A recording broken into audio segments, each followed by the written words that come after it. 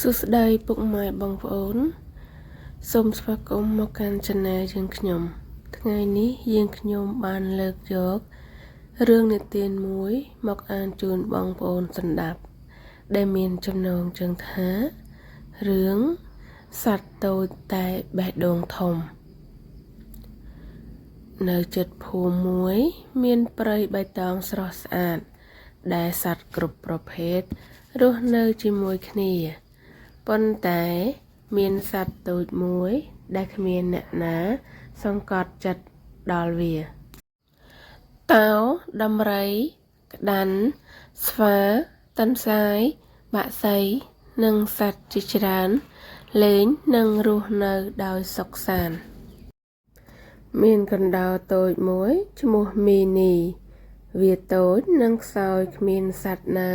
គិតថាវាមានប្រយោជន៍ទេ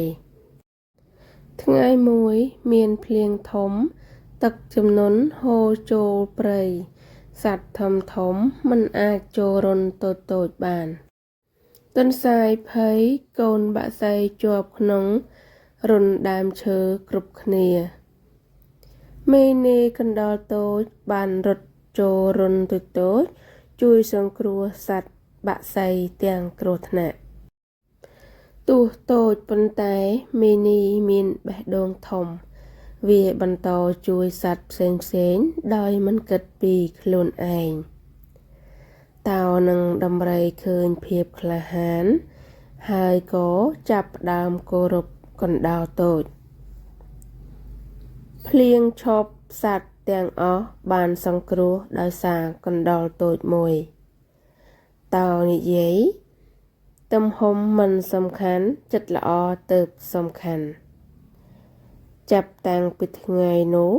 គ្មានសត្វណាមើលងាយសត្វតូចទៀតទេ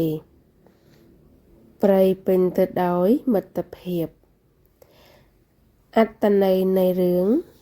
1កុំមើលងាយអ្នកដទៃ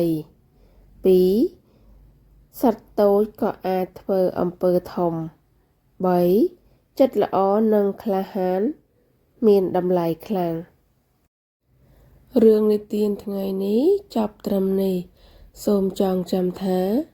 បេះដូងធំសំខាន់ជាងរាងកាយធំ